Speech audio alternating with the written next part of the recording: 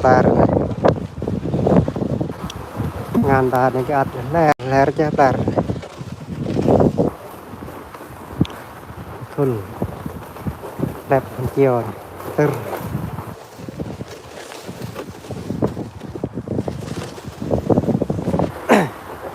ngàn ta dạ mẹ ắt đắp có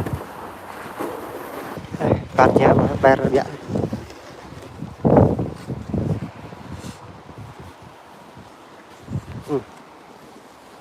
plar này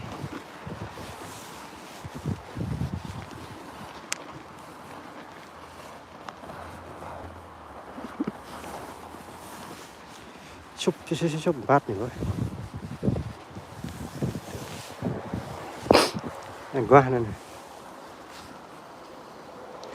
tạm giờ qua 18 phút nhé mọi người ơi, buổi sáng nha. Ôi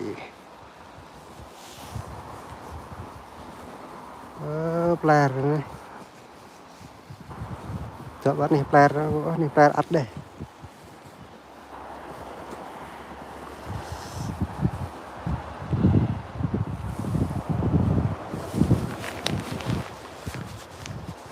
phần này dòng tê ta cái chút giờ ta nè chọn player ắt đây ắt về mãi này nè rèปั่น mương này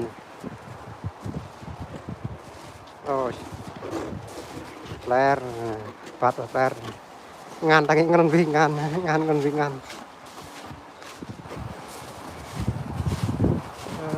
player chọn chụp ở chợ chứ player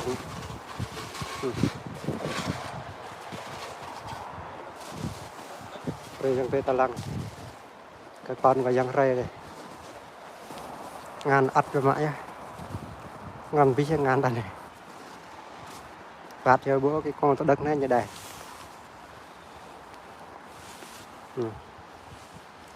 ngàn ắt vi ngàn vi dê vi ta bọc khóa ta cái nó còn ta bọc khóa ta cái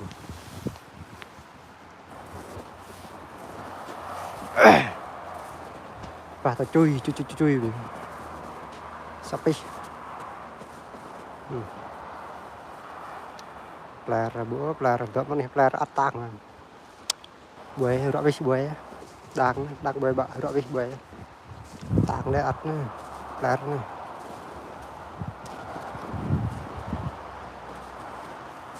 ngắn bị về là con này lạt ngập vắt lạt ngập vắt còn tùy nó thì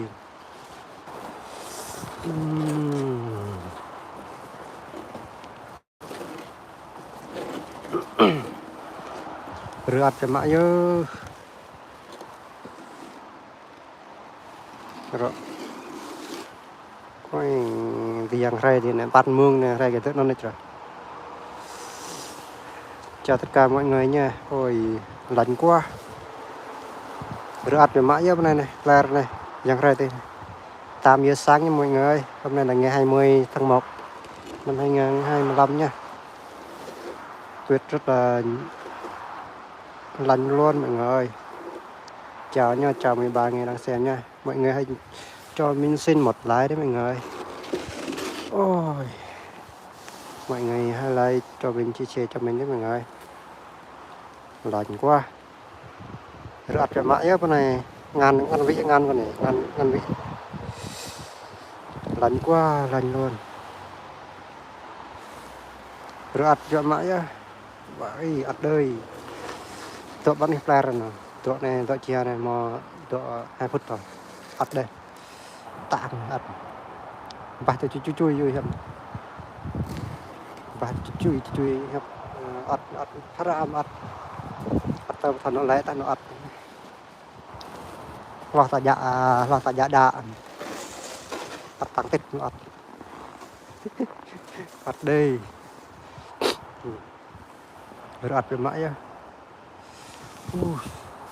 Lạnh quá mọi người, không đeo găng tay này lạnh lắm. Cô phân đi dòng tươi tao ha, cái chút cái vô tao ha rửa về mãi á dòng tươi. Đây mình phải dừng lại ở đây nha mọi người. Phân đi dòng tươi tao ha, giật vô ha, này qua tắc về tận này ắt đây ngắn nè. Lạnh quá mọi người ơi, vào nhà đây. Bye bye mọi người nhé.